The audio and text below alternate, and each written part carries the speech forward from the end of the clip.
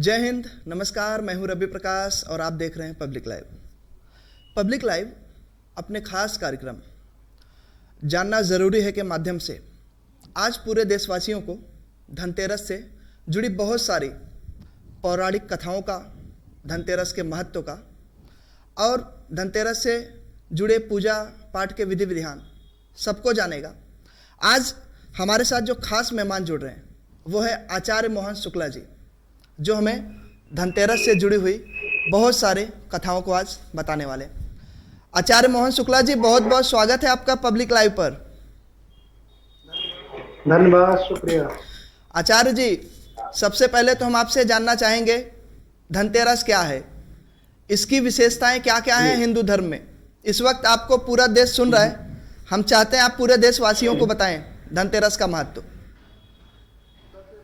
सबसे पहले रवि प्रकाश जी, आपको धनतेरस की बहुत बहुत शुभकामनाएं। आपके लाइव पब्लिक लाइव से जो भी इस धनतेरस के प्रोग्राम को देख रहा है, सभी को धनतेरस की बहुत बहुत शुभकामनाएं जी। आचार्य जी, धनतेरस क्या है? धनतेरस के बारे में आप लोगों को मैं बताना चाहूंगा जी कि धनतेरस एक ऐसा पर्व है जी। धनतेरस एक ऐसा त्योहार है, इस त्योहार को मनाने से सारे दुख दूर हो जाते हैं, लक्ष्मी का आगमन होता है, दरिद्रता दूर होती है। तो ये हमारी धनतेरस जो है, इसको बड़े सावधानी से हमें मनानी चाहिए। जैसा कि कहा गया, हमारे ग्रंथों में बताया गया है, कार्तिक महीने में कार्तिक के कृष्ण पक्ष की जो त्रयोदशी तिथि है, इसको हम धनतेरस कहते हैं। और ये दीपावली से पहले मनाई जाती है। और इस धनतेरस के दिन यम की भी पूजा होती है, धनवंतरी की भी पूजा होती है, साथ में लक्ष्मी जी की भी पूजा होती है, साथ में कुबेर की भी पूजा होती है। धनतेरस से जुड़ी हुई पौराणिक कथाएं क्या है? धनतेरस जो है, समुद्र मंथन के साथ में धनवंतरी का अवतार समुद्र से हुआ। जी, समुद्र से हुआ, ये पौराणिक कथा है। जब समुद्र मंथन हो रहा था, उस समय 14 रत्न हमारे अवतरित हुए थे, उसमें धनवंतरी का भी अवतार हुआ था। एक तो ये कथा है। दूसरी कथा ये है, आज के समय में देखा जाए, जैसा कि हमारे ग्रंथों में लिखा हुआ है, प्रातः और सायंकाल हमारे सभी जो भी भगवान हैं, वो लक्ष्मी नारायण भगवान, भगवान भोले बाबा, तो लक्ष्मी नारायण भगवान अपने क्षीर सागर में बैठे हुए थे। तो एक बार भगवान लक्ष्मी नारायण के मन में ये आया कि मैं मृत्यु लोक में चलकर घूम के आऊं कि मृत्यु लोक में क्या हो रहा। लक्ष्मी जी ने भी ये कहा कि मैं भी आपके साथ में चलूंगी। भगवान नारायण ने कहा कि आप जी। लक्ष्मी ने कहा कि नहीं, मैं भी चलूंगी। जी। भगवान नारायण ने कहा कि ठीक है, कुछ हमारी आपके सामने शर्त है, अगर आप मानेंगे तो आप शर्तों के साथ में चल सकते हैं। माँ लक्ष्मी ने कहा कि मैं तैयार हूँ आपकी शर्त मानने के लिए। जी आचार्य जी। भगवान नारायण उनको लेकर गए। ले जाने के बाद में मृत्यु लोक पे, जी आचार्य जी, मृत्यु लोक पर वो गए। जी आचार्य जी। भगवान नारायण और लक्ष्मी जी जब मृत्यु लोक पर गए, जी, तब भगवान नारायण ने कहा लक्ष्मी जी से कि आप अब यहीं ठहरे। लक्ष्मी जी ने कहा कि ठीक है। भगवान नारायण वहां से दक्षिण दिशा में चले गए। लक्ष्मी ने देखने के बाद में कुछ ही देर के बाद में लक्ष्मी जी भी पीछे उनके साथ में चली जाती हैं। जी तो जैसे ही आगे बढ़ती हैं तो वहां पर एक सरसों का खेत उन्हें दिखाई पड़ता है। तो लक्ष्मी मैया को सरसों का खेत जैसे ही दिखाई दिया तो सुंदर वहां पर फूल पीले कलर के थे, तो उनको देखा तो लक्ष्मी मैया का मन प्रसन्न हो गया। जी तो वहां से कुछ फूल लिया, उन्होंने अपने बालों में, केसों में लगाया, अपना श्रृंगार किया। और उसके बाद में लक्ष्मी मैया आगे बढ़ी तो एक किसान का खेत था गन्ने का, जिसे हम ईख बोलते हैं। और ईख जो है वो लक्ष्मी का प्रतीक है। जी हम सावन के महीने में लक्ष्मी प्राप्ति के लिए अगर हम भगवान शिव जी का रुद्राभिषेक करते हैं तो उसमें हम बहुत से हमारे आचार्य, हमारे बहुत से धर्माचार्य ये बात बताते हैं कि जी गन्ने के रस से अगर हम रुद्राभिषेक करते हैं तो लक्ष्मी हमें जल्दी प्राप्त होती है। जी तो ये धनतेरस की कथा है। तो इसमें ये बताया गया कि लक्ष्मी जी जब उस गन्ने के ईख के खेत के पास पहुंची तो वहां पर उन्होंने ईख स्वीकार की, ईख ग्रहण की। जैसे एक सामान्य व्यक्ति ईख को चूसता है, खाता है, उस तरीके से लक्ष्मी मैया ने उस ईख को स्वीकार किया। और जैसे ही उस ईख को स्वीकार किया वैसे भगवान वहां पर आ जाते हैं। जी भगवान ने लक्ष्मी मैया को देखा तो मैया देख के चौंक गई और भगवान नारायण ने कहा कि तुम क्या कर रहे हो, मैंने आपको वहां रुकने के लिए बोला था, आप यहाँ तक आ गए। तो भगवान ने नाराजगी यहाँ पर प्रकट की। जी हमारे ग्रंथों में ऐसा लिखा है कि नारायण ने यहाँ पर लक्ष्मी को श्राप दे दिया, कहा कि जी तुमने मेरी बात नहीं मानी, ऐसा कहा गया। तो नारायण ने 12 बरस तक का श्राप दिया, कहा कि तुमने इस खेत से जो ईख लिया है और तुमने किसान के बिना आदेश तुमने इसको स्वीकार किया है, इसलिए जी तुम इस किसान के घर पर 12 वर्ष तक रहो। ऐसा भगवान ने कहा। माँ लक्ष्मी ने उससे स्वीकार किया। भगवान नारायण अपने धाम को चले जाते हैं, 12 वर्ष तक रहे। उस किसान के यहाँ जी जी सब कुछ अच्छा हो जाता है।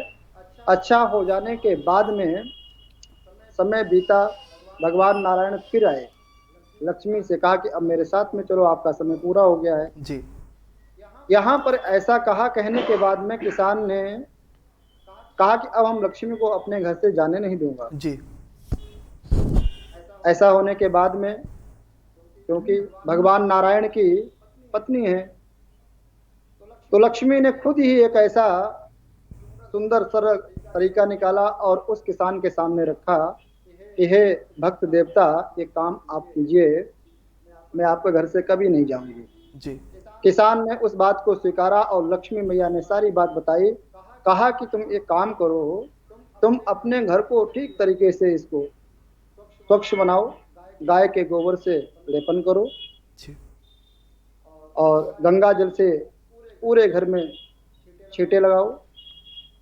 पवित्रता का ध्यान में रखते हुए ऐसा कहने के बाद में वहीं पर कुछ धनतेरस में जो हम सामग्री इत्यादि, जो धनतेरस के धन की, कुबेर की, धनवंतरी की जो हम पूजा करते हैं, पूजा की जो विधि होती है, जी वहां पर लक्ष्मी मैया ने बतलाई इसे उस किसान को। और उस किसान ने उस बात को माना।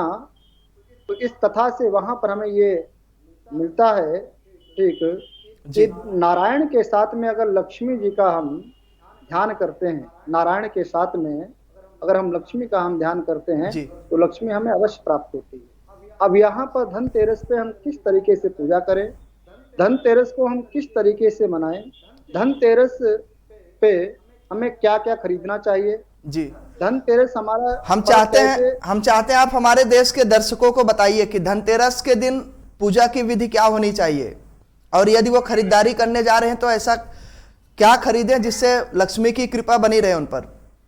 आचार्य जी। बिल्कुल आप जी जी, मैं यही बताना चाहूंगा पूरे देश को जी कि देखो, ये कथा, ये विधि और ये जानकारियां पूरे घरी सभी को मालूम होती हैं, लेकिन इसमें हम कुछ देशवासियों को ऐसा बताने का प्रयास करूंगा जिसे वो ध्यान से सुने कोई भी, क्योंकि ये पर्व 1 साल के बाद में आता है और इसे बड़े सावधानी से हमें करना चाहिए जो भी चीजें हैं।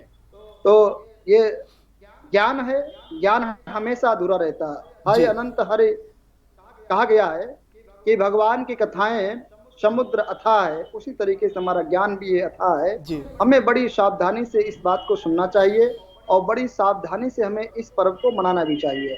जैसे आपने रवि प्रकाश जी बड़ी सुंदर बात पूछी है कि सब लोग इस कार्य को कैसे किस तरीके से मनाएं। जी आचार्य मैं जी। आपको बताना चाहूंगा कि धनतेरस वाले दिन सबसे पहले सभी जितने भी लोग सुन रहे हैं, मैं आपको बताना चाहूंगा कि वो सबसे पहले अपने घर को पवित्रता के साथ में, हमारे घर में पवित्रता कैसे आए, और पवित्रता आती है गंगा जल से। जी डिटोल से नहीं आती पवित्रता, गंगा जल से आती है पवित्रता। जी पवित्रता का वातावरण बनाएं, जैसे गंगा जल से छींटे लगाएं, जी गाय के गोबर से लेपन करें। अगर बाई चांस गाय के गोबर से लेपन नहीं, सभी के घर पक्के होते हैं, तो गंगा जल का सेवन करें। जी किसी के मन में ये ना आए कि गंगा जल के छींटे हम लगाएंगे और वो छींटे हमारे पैरों के नीचे आएंगे। ऐसा नहीं, ऐसा नहीं। हम पोछा भी लगाते हैं, साफ सफाई घर की करते हैं। पानी भी एक पवित्र माना गया जी है, जल भी एक पवित्र माना गया है, और जल के देवता वरुण देवता होते हैं। ठीक है, तो गंगा जल को एक हम पवित्रता के लिए जी हमें क्या करना चाहिए, अपने घर में छिड़काव करना चाहिए। जी हमारा आचार्य जी। भाव ऐसा हो कि हमारा घर पवित्र हो रहा है। तुलसी का पौधा, सारी सामग्री इत्यादि सभी को जानकारियां होती हैं। इसमें अगर हो सके लक्ष्मी को प्रसन्न करना, कुबेर को प्रसन्न करना, तो इसमें कमल गट्टे, जी मैं आपको बताना चाहूंगा धनतेरस पे कि सबसे पहले घर साफ सफाई करने के बाद में अपने मंदिर को साफ सुथरा करें। जी मंदिर के बाद में हो सके गणेश लक्ष्मी की प्रतिमाएं नई लाएं, जी और प्रतिमाएं जितनी भी मंदिर में हो वो रखी रहें। और जितनी भी हमारी ये लक्ष्मी जी की तस्वीरें होती हैं, जी उन तस्वीरों को हम नया ले आके रख सकते हैं। और जितने तरीके से हम पहले, हमें अपना पूरा घर स्वच्छ बनाना है। जी हम स्वच्छता पे हम क्या आपको बताएं, सभी लोगों को जानकारी है। मैं बस यही आपको बताना चाहूंगा, हमारे घर में पवित्रता किससे आती है? गंगा जल से आती है, गाय के गोबर से आती है, और जी। तुलसी बिरवा से आती है। शुभ मुहूर्त मैं क्या है इस बार? आचार्य जी, धनतेरस के लिए शुभ मुहूर्त क्या है? कौन सा मुहूर्त शुभ है इस बार? धनतेरस का शुभ मुहूर्त जो है वो 7:06 से स्टार्ट है, जी और 8:16 तक है। जी 8:16 तक है सायंकाल। जी 7:06 से स्टार्ट है, और सायंकाल 8:16 तक हम इस कार्य को, धनतेरस की जो पूजा है, हम कर सकते हैं।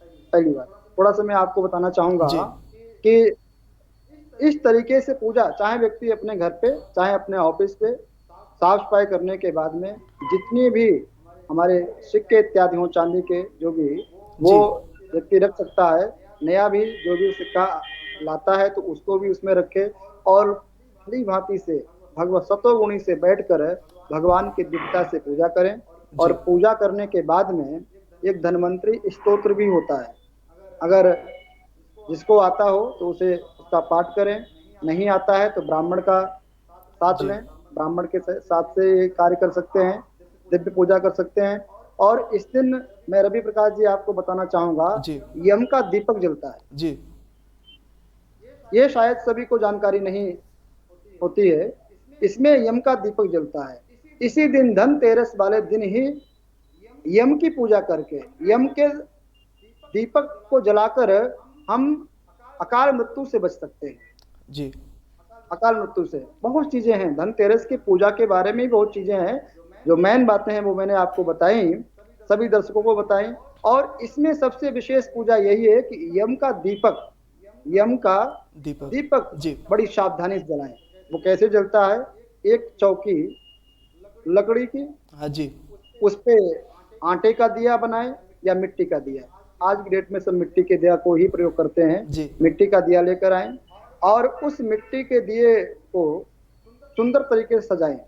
सजाने के बाद में शाम के समय सुंदर तरीके से उस दीपक को सजाएं। जी। सजाने के बाद में उसमें रोली खीर इत्यादि जो भी हमारे पूजा के लिए सामग्री होती है उसको वहां पर प्रणाम करके यम का ध्यान करते हुए जी। और उसे मेन गेट पे रखें। उस दीपक को मेन गेट पे रखें और मेन गेट पे रखने के बाद में जो दीपक की लौ है, एक विशेष बात उसमें है कि जो दीपक की लौ है वो दक्षिण की ओर होना चाहिए, क्योंकि यम का निवास दक्षिण की दिशा में माना गया है, दक्षिण की ओर होना चाहिए। और उस दीपक को वहां पे रखे और यम को प्रणाम करे, धनवंतरी को प्रणाम करे, ठीक है, कुबेर को प्रणाम करे, लक्ष्मी को प्रणाम करे। तो ऐसा हमारे ग्रंथों में लिखा हुआ है कि 1 वर्ष तक उस भक्त के घर पर लक्ष्मी हमेशा वास करती है, जी। सभी देवताओं की कृपा बनी रहती है।